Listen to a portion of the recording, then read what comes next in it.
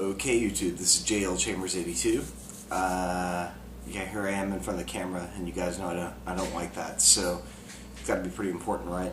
Well, anyway, again, packing up systems, getting things ready for the move, and there's one system that that I have to talk about because it's of all my collection, it is my favorite thing I have, and I kind of had to do it this way so that I can kind of put it all together. It kind of transforms. That's cool. It's like a game system that transforms, like Optimus Prime or Megatron. Anyway, that is the PC Engine. Great system.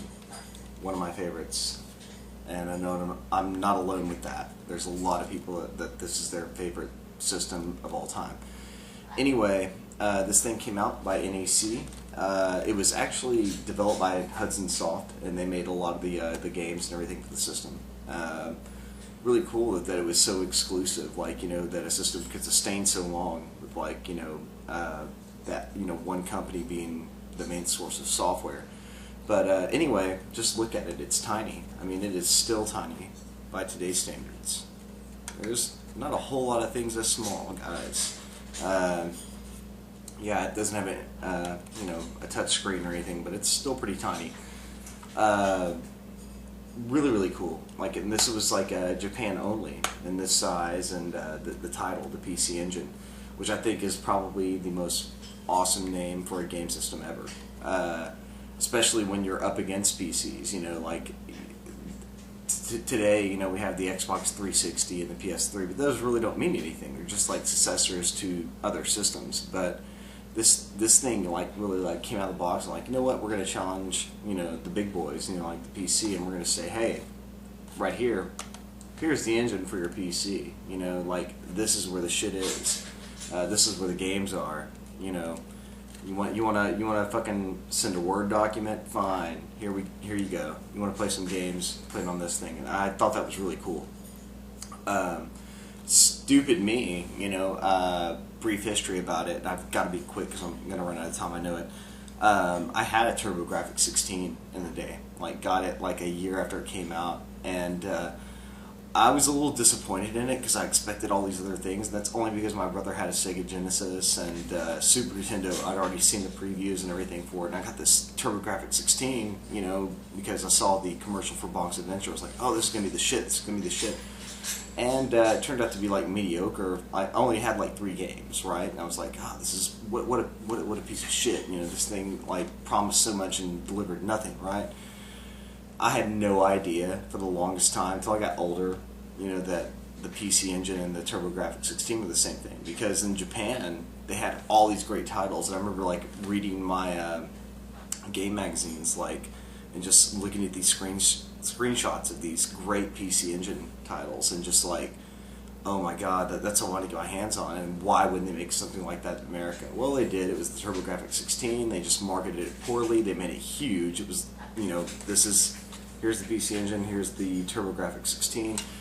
Everything has to be you know, bigger in America. For whatever reason, they thought they had to compete with Sega. Like, people wouldn't believe them if they just said, oh, hey, this system's powerful and it's this big. You know, they have to be like, oh, it's powerful and it's this long. You know, that's our mentality in America. It really is. It's bullshit. But anyway, this thing, the system itself, you know, to call it a 16-bit system, there's lots of arguments out there. Min12bird does a great video on the TurboGrafx 16. He talks about that, and he's really, to me, like the specs guy. That's who I go to. So I'm going to refer you guys to him to find out more about it. But it's basically an 8-bit CPU, from what I understand, and it just has a lot of colors, and it's blazing fast. So that makes it produce these great games, and like, and the sound has always been something that's hit or miss, but it can produce pretty good sound. But let's just take a look at it real quick, because the clock is ticking.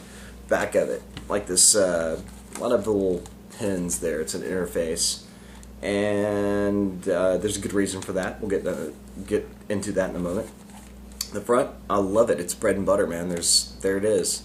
Hue card entrance, controller port, and this little on and off switch. There's no LED, there's no light, just, you know, a little piece of tape lets you know it's on and off, and it kind of locks the game in position.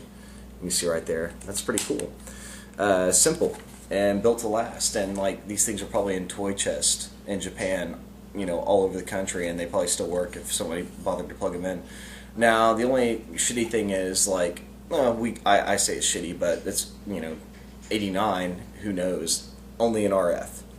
Wasn't the only system to be like that. You know, the Nintendo, the NES had the RCAs, and that kind of spoiled us in America about it. You know, the launch of it here, but really cool system. Now, to move on, just a couple of years later, they were already developing it at the same time they developed the system. They knew the next level with, you know, with sound and everything. It wasn't, you know, the hue cards, and I didn't really touch on that real quick, so I better. The hue cards are the games that came out for it, and check this out. Oh, where do I have one? Right here. Cool.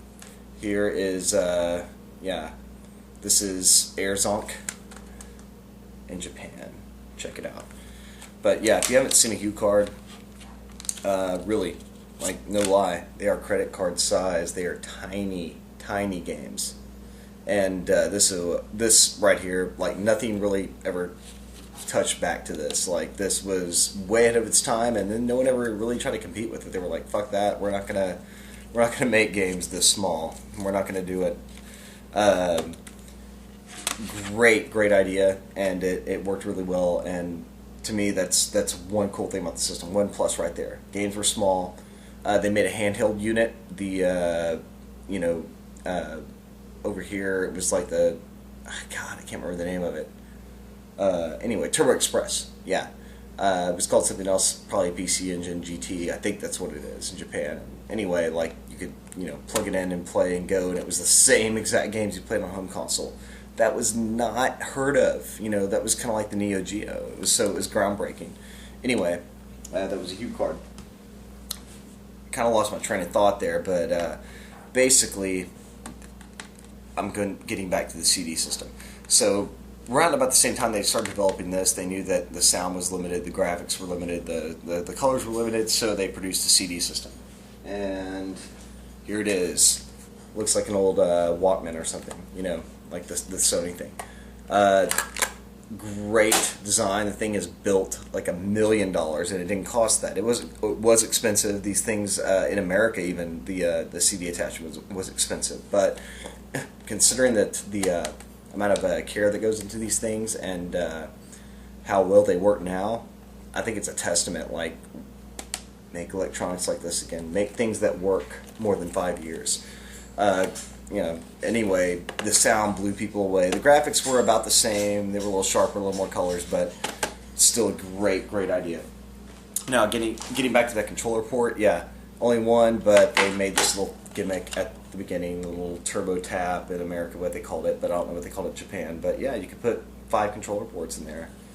That's pretty badass. That's pretty ambitious, considering I don't know if any game that used 5 controllers, but that's pretty cool.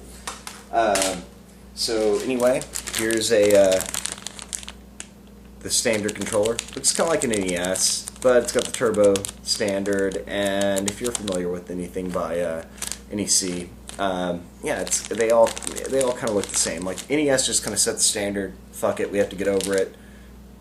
That's just the way it was. You know, NES was the shit, and everyone else had to kind of fall in line. So anyway, cool thing about the NEC and the PC Engine and the CD attachment, they made this little attachment here, this little interface unit, and this is how we're going to transform it. We're going to put the PC Engine here, lock and load.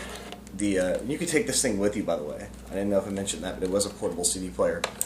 And there you go. And that was it. And it had this nifty little cover, which in one of my earlier videos I couldn't uncover. And you just put this thing on and took it your merry way. And to me, still, right here, guys, one of the best systems of all times. Buy it if you don't have it. Get the American version too, but get the Japanese. Can't say enough good things about it. Anyway, YouTube, sorry about the slacking on the videos. Will get better. Anyway, guys, love you. Stay tuned.